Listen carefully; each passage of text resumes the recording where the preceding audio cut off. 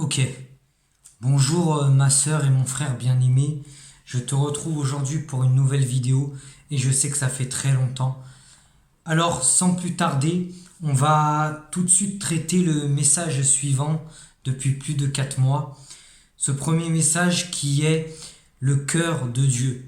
Il est important de connaître le cœur de Dieu car aujourd'hui, il y a beaucoup de messages, il y a beaucoup de messages d'évangile, mais il y a très peu de messages qui traitent le thème, qui parlent du cœur même de Dieu. C'est important de comprendre vraiment quel est le cœur de Dieu pour mieux comprendre sa volonté. Et sans plus tarder, on va aller toujours dans la parole de Dieu, ça ne change même pas. On va lire deux passages dans le livre d'Ésaïe. Deux passages. Le premier passage qu'on va lire, c'est dans Ésaïe chapitre 43, du verset 1er à 5. Et le deuxième passage, ce sera dans Ésaïe chapitre 49, où on lira juste deux versets, le verset 15 et le verset 16. D'accord? Donc, premièrement, on va lire Ésaïe 43, du verset 1er à 5. Ésaïe 43. Ainsi parle maintenant l'Éternel, qui t'a créé, ô Jacob, celui qui t'a formé, ô Israël. Ne crains rien, car je te rachète. Je t'appelle par ton nom, tu es à moi. Si tu traverses les eaux, je serai avec toi. Et les fleuves, ils ne te submergeront point. Si tu marches dans le feu, tu ne te brûleras point. Et la flamme ne t'embrasera pas, car je suis l'Éternel, ton Dieu, le Saint d'Israël, ton Sauveur. Je donne l'Égypte pour ta rançon, et l'Éthiopie et Saba à ta place. Parce que tu as du prix à mes yeux, parce que tu es honoré et que je t'aime. Je donne des hommes à ta place, et des peuples pour ta vie. Ne crains rien, car je suis avec toi. Je ramènerai de l'Orient ta race, et je te rassemblerai de l'Occident. Maintenant, on va lire Ésaïe 49. Ésaïe 49, à partir du verset 15 jusqu'au verset 16, juste deux versets, c'est suffisant. Ésaïe 49, versets 15 et 16. Et c'est l'Éternel toujours.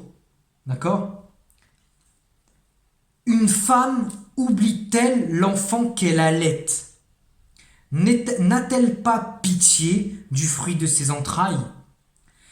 Quand elle l'oublierait, moi je ne t'abandonnerai pas. Voici, je t'ai gravé sur mes mains, et tes murs sont toujours devant mes yeux. Amen. Amen. Gloire à Dieu. Que Dieu soit béni. Donc, mon frère, ma sœur, c'est important de comprendre, comme je te l'ai dit au début de la vidéo, l'importance de connaître le cœur de Dieu. Aujourd'hui, dans le milieu chrétien, il y a beaucoup de vidéos d'évangiles sur différentes exhortations, sur différents enseignements, sur différentes mises en garde même. Et c'est très bien, c'est très très bien, c'est impeccable, gloire à Dieu. Moi je parle des bonnes prédications qui sont très bien. Mais dans le milieu chrétien, il s'est avéré que très très peu d'évangiles se reportent sur vraiment le cœur de Dieu. Oui, il y a des messages d'évangile qui traitent sur l'amour de Dieu, sur la volonté de Dieu. Mais qu'en est-il du cœur de Dieu? On ne se pose pas assez cette question.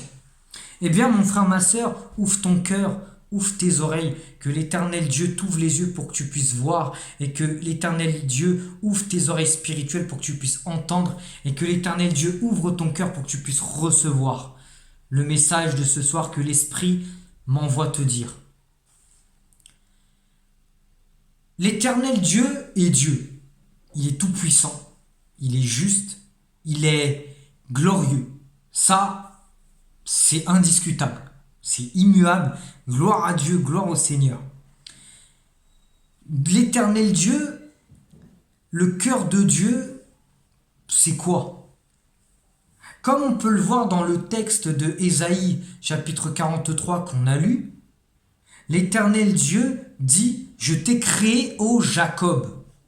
Celui qui t'a formé, ô Israël. Donc là, évidemment, Dieu, dans le contexte, expliquons rapidement le contexte, Dieu parle au peuple d'Israël. Rappelons que Jacob, il a reçu un nouveau nom qui s'appelait Israël, et Israël est aujourd'hui le Israël d'aujourd'hui, le pays actuel, d'accord? Il dit « Ne crains rien, je te rachète. Je t'appelle par ton nom, car tu es à moi. Tu es à moi. » D'accord? Il est écrit aussi au verset 4, « Parce que tu as du prix à mes yeux, parce que tu es honoré et que je t'aime. » Mon frère, ma sœur, comprends-tu que l'Éternel Dieu t'aime? On va faire juste un petit exercice. Remplace, juste pour toi, pour toi personnellement, n'en fais pas une doctrine, mais remplace juste Jacob par ton propre prénom. Remplace Jacob par ton propre prénom. Et remplace Israël par ton propre prénom, juste pour cette partie-là. Hein. Et regarde, tu sentiras que ce message s'adresse à toi personnellement. Parce que Dieu a l'amour d'un parent. Souvent, on entend ces témoignages que Dieu ne peut pas aimer parce que Dieu n'a pas de sentiments, parce que... Attends. Si Dieu n'a pas de sentiments, comment peut-il être miséricordieux? Comment peut-il pardonner les pécheurs? Parce que pour que quelqu'un puisse pardonner c'est un sentiment. Pour pardonner, il faut avoir des émotions. Un robot ne peut pas pardonner parce qu'un robot n'est pas programmé à avoir des émotions. Mais Dieu n'est pas un robot. Dieu, il est Dieu. Dieu est aussi, comme on le dit, un père. Et très souvent, on oublie ça. Très souvent, on oublie que Dieu est un père. Que Dieu en fait, il a l'amour qu'un père, un bon père, je précise, parce que a pour son enfant. Parce que, comme je l'ai dit là, si tu prends le texte d'Ésaïe 43, d'accord? Rapidement, pour te faire une idée, tu remplaces Jacob par ton propre prénom. Et tu vas comprendre que ton cœur va trembler. Ton cœur va trembler, je te garantis que là, tu vas sentir vraiment la différence. Tu vas voir vraiment l'Éternel Dieu te parler personnellement. J'en ai fait l'expérience. Et crois-moi, tu sens après cet amour, ce seau d'amour déversé sur ta vie. C'est comme si Dieu prenait son amour dans un seau. Il prend son amour, il te le jette comme ça sur la tête. Tu as ça des pieds à la tête. C'est merveilleux. C'est merveilleux. Mais maintenant, j'ai une question. Comment ça se fait? Moi, je me suis posé la question à un moment. Je me suis dit, mais comment ça se fait que, par exemple, dans le milieu chrétien, certains se rebellent contre Dieu, d'autres abandonnent Dieu, d'autres ne veulent pas vraiment parler avec Dieu, mais parce que, tout simplement, ces personnes-là n'ont pas reçu la révélation profonde du cœur de Dieu. Ah, c'est quelque chose là ce que je te dis. Hein. Peut-être que tu le sais déjà, mais le savoir intellectuellement, c'est quelque chose. Mais le savoir dans le cœur, c'est ce qui fait que quand tu as la révélation de ce que Dieu te dit dans le cœur, que tu médites là-dessus, que tu réfléchis là-dessus, et là tu en viens à la conclusion que Dieu est vivant, et non seulement Dieu est vivant, mais en plus Dieu, il m'aime. Il t'aime. Et là, c'est plus la même donne parce que là, tu n'es plus comme un religieux qui fait sa petite religion tranquille comme ça et après il retourne à ses affaires. Non. Là, tu entres dans ce cercle de ceux qui ont une vraie communion personnelle avec Dieu. D'accord? Quand une personne a une vraie révélation du cœur de Dieu, que cette personne comprend dans son cœur et pas dans sa tête, que Dieu est un Père d'amour, que Dieu est là pour le protéger, veiller sur elle, parce que Dieu il dit, hein, parce que tu as du prix à mes yeux, Ésaïe 43 verset 4, parce que tu as du prix à mes yeux, tu as du prix à mes yeux, tu as du prix, aux yeux de ton Dieu, tu as beaucoup de prix. Ça veut dire que tu as des gens dans ta vie, dans ton entourage, ou dans ton travail, ou dans la rue, qui te crachent dessus, qui n'en ont rien à faire de toi, qui te parlent mal, qui te manquent de respect. Mais Dieu, pour Dieu, tu as de la valeur. Pour Dieu, tu as de la valeur. En fait, là, dans cette vidéo, Dieu veut te faire comprendre à quel point il t'aime. Mais savoir que Dieu t'aime dans ta tête, c'est pas ça que je veux te faire comprendre. C'est pas ça que Dieu veut te faire comprendre. Dieu veut révéler la profondeur de son amour dans ton cœur, par son Saint-Esprit, mais dans ton cœur. Et là, c'est une toute autre histoire. Parce que moi, je me suis posé la question à un moment. Que quand quelqu'un ne prend pas sa vie chrétienne au sérieux, c'est parce que cette personne n'a pas reçu cette profondeur de l'amour de Dieu dans son cœur. Parce que quand une personne reçoit cet amour, elle ne peut que vouloir suivre Dieu, vouloir passer du temps avec l'Éternel, de vouloir passer du temps dans sa présence, d'en vouloir encore manger sa parole. Comme Jérémie l'a dit. Jérémie a dit: j'ai recueilli tes paroles, ô Dieu, ô Éternel, et je les ai dévorées. Elles ont fait la joie et l'allégresse de mon cœur. Quelqu'un qui a les paroles, quelqu'un qui a la révélation profonde du cœur de Dieu, limite, il va se mettre à parler comme Jérémie a parlé. J'ai dévoré tes paroles, j'ai dévoré tes écritures. Elles ont fait la joie et l'allégresse de mon cœur. Tu vois ce que je veux te faire comprendre? Mais il y a autre chose que je veux te faire comprendre. Il y a autre chose que j'aspire à te dire. Il y a tellement de choses. Si on prend le texte maintenant d'Ésaïe au chapitre 49, d'accord? Au verset 15 et au verset 16, on peut le relire. Ésaïe 49, versets 15 et 16. Une femme oublie-t-elle l'enfant qu'elle allait? Une bonne femme, une bonne maman, voilà. N'a-t-elle pas pitié du fruit de ses entrailles? Quand elle l'oublierait, moi je ne t'oublierai pas. Voici, je t'ai gravé sur mes mains, et les murs sont devant, et tes murs sont devant mes yeux. Mon frère, ma sœur, prends conscience maintenant, au nom puissant de Jésus-Christ, que tu es la prunelle des yeux de l'Éternel ton Dieu. L'Éternel Dieu veille sur toi. Même si toi, tu as l'impression que l'Éternel s'en fout de toi, etc., etc. Mais tes pensées ne sont pas les pensées de Dieu, parce que Dieu veille sur toi comme la prunelle de ses yeux. Hein? Même si tu as des personnes qui te font sentir comme si tu étais un moins que rien, pour Dieu, tu es tout. Pour Dieu, tu es le sujet de son bonheur. Pour Dieu, tu es le sujet tu es le sujet de ce qui fait sa gloire. Pour Dieu, tu es vraiment important à ses yeux. Il ne voit pas les cieux sans toi. C'est d'ailleurs pour ça que lorsque tu es encore pécheur, pécheresse, Dieu prouve son amour envers toi. Lorsque tu es encore pécheur, Christ est mort à la croix pour tes péchés. Et maintenant que tu es justifié par son sang, à plus forte raison, tu seras aussi sauvé de la colère à venir avec Jésus-Christ. Car Dieu a tant aimé le monde qu'il a donné son Fils unique, afin que quiconque croise en lui ne périsse point, mais qu'il ait la vie éternelle. Mon frère, ma sœur, même si tu étais le seul être humain sur cette terre, Dieu ferait exactement ce qu'il a fait aujourd'hui. Il enverrait ton Fils juste pour te sauver, toi. J'ai bien dit dans le contexte où tu serais le seul être humain. Pour te faire comprendre l'amour de Dieu.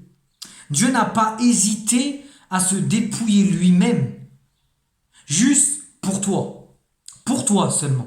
Pour toi. Dieu, à partir du moment où tu as donné ta vie à Christ, si c'est le cas,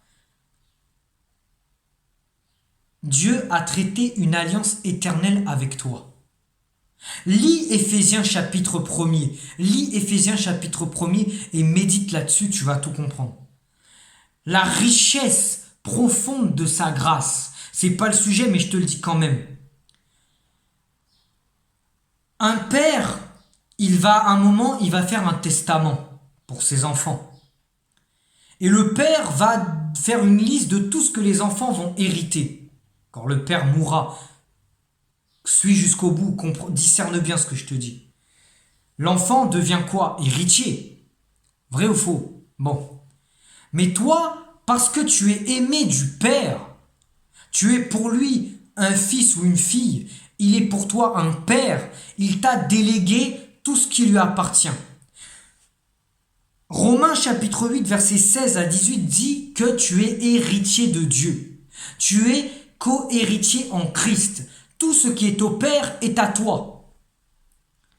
Tout ce qui est au Père est à toi. D'accord? Mais n'oublions pas que Dieu est éternel. Mais Dieu, tout ce qui lui a... Dieu t'a réservé le droit d'héritage. Ta part en Christ. Ta part, tu l'as en Christ. Quand tu donnes ta vie à Christ, tu deviens héritier de Dieu, co-héritier en Christ. Tu deviens l'enfant chéri de son papa. Est-ce que tu comprends? Une bonne mère n'oubliera jamais de nourrir son enfant. Une bonne mère va toujours prendre soin de son enfant. Dans un autre passage, il est écrit, c'est dans le livre des Psaumes, chapitre 27, il est écrit « Mes parents m'abandonnent, mais l'Éternel me recueillera. » L'amour d'un père et l'amour d'une mère, c'est quoi? Veiller sur son enfant, lui donner de l'amour, former son enfant dans son plus bas âge, lui donner de l'attention, lui donner de l'amour, lui donner, le former, le châtier quand il fait des bêtises, mais ça c'est normal, c'est éducatif, hein. L'éducation aujourd'hui dit oui, il faut pas faire ci, ça aux enfants. L'éducation aujourd'hui est en train de pourrir vraiment le boulot des parents. Limite, l'éducation elle-même veut faire l'éducation des enfants, alors que c'est le rôle des parents de le faire. Bon. Je ne parle pas dans le contexte où il faut faire souffrir son enfant intentionnellement ou... Non, je parle pas ça. Je parle où il faut éduquer l'enfant correctement. Mais l'éducation nationale aujourd'hui, elle veut faire ça à la place des parents. Bref, passons. Le but d'un père et d'une mère, c'est celui-là. Chérir son enfant, aimer son enfant, ne pas hériter son enfant, donner de l'affection pour l'enfant. Protéger son enfant, le former à affronter plus tard, quand il sera majeur, quand il quittera le nid familial, à affronter cette vie pourrite et corrompue dans ce monde pervers avec les armes qu'il faut. Le rôle d'un père et d'une mère. Le rôle d'un père et d'une mère, récompenser son enfant quand il fait le bien et le châtier dans l'éducation, dans le but dans l'éducation quand il fait quelque chose qui n'est pas trop bien. Et Dieu, c'est exactement ce qu'il fait. Dieu, c'est exactement ce qu'il fait. Dieu a formé les parents bien avant qu'ils deviennent parents. Dieu a formé, Dieu a mis dans le cœur des bons parents, je recommence, Dieu a mis dans le cœur des parents son propre cœur à lui. Je sais pas comment, je parle en esprit. Hein. Dieu, il a tout simplement l'amour qu'a un parent, un père ou une mère pour son enfant. Comprends juste ça, d'accord? Pour pas trop m'égarer dans les détails. Dieu t'a tellement aimé d'une manière complètement... Des fois, ça nous dépasse. Parce qu'en fait, ici, sur Terre, on est tellement habitué à souffrir. On est tellement habitué à être déçu dans nos relations. que quand on va voir quelqu'un et on lui dit Dieu t'aime, mais cette personne, elle va dire mais c'est impossible parce que j'ai vécu dans le péché, j'ai fait du mal aux gens. Mes parents, je me suis disputé avec eux, ils m'aiment pas et tout ça. Et là toi tu me dis que Dieu, le créateur de l'univers, il m'aime alors que je suis pourri d'intérieur. D'un côté, il faut comprendre quand la personne réagit comme ça. Mais d'un côté, c'est la vérité que Dieu aime tout être humain sur cette terre. La plus grande persévérance de Dieu, le plus grand désir de Dieu, c'est quoi? C'est que tous les hommes soient sauvés et parviennent à la connaissance de la vérité qui est Yeshua Jésus-Christ. Qu'ils se repentent, qu'ils se détournent de leur mauvaise voie et qu'ils soient sauvés.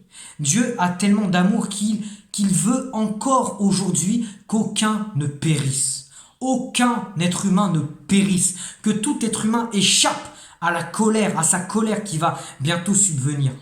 Et là, tu vas me dire, mais si Dieu, il est en amour, alors pourquoi est-ce qu'il veut faire éclater sa colère? Mais parce que Dieu n'aime pas le péché. Dieu, aux yeux de Dieu, toi, personnellement, en tant que simple être humain, à ses yeux, tu es pur. Mais c'est le péché qu'il y a en toi qui te salit vis-à-vis de Dieu et qui fait que pour l'instant, et là je parle dans le contexte de ceux qui ne sont pas sauvés, c'est pour cela que tu es condamné aux yeux de Dieu. Tu ne peux pas voir le royaume de Dieu si tu ne nais pas de nouveau, si tu ne te détournes pas du péché, si tu continues à vivre comme cela. C'est pas moi qui l'invente, c'est la Bible qui le dit. D'accord? L'amour de Dieu, c'est qu'il a mis en Jésus-Christ. Il a déployé Jésus-Christ afin que par Jésus-Christ, tu sois réconcilié avec Dieu. Parce que Dieu veut avoir une relation avec toi, une communion avec toi. Moi, si mes parents ne veulent pas de communion avec moi, voilà quoi. Ça m'intéresse pas. Mais c'est parce que mes parents cherchent une communion avec moi que moi j'en veux avec eux aussi. Tu vois ou pas? Dieu veut avoir une communion avec toi. Pour cela, il t'a envoyé Jésus-Christ. Pourquoi? Afin que par lui, tu sois sauvé. Afin que par son sang, tu sois purifié et que le Saint-Esprit vienne en toi. Le Saint-Esprit qui est l'esprit d'adoption par lequel tu cries Abba, Père. Abba qui veut dire Père. Le cœur de Dieu. Le cœur de Dieu. Par exemple, quand tu fais des choses mal, quand dans ton adolescence ou dans ton enfance tu faisais des bêtises, jusqu'à limite faire pleurer tes parents malgré tout, ils n'ont pas gardé leur colère vis-à-vis de toi pour toujours.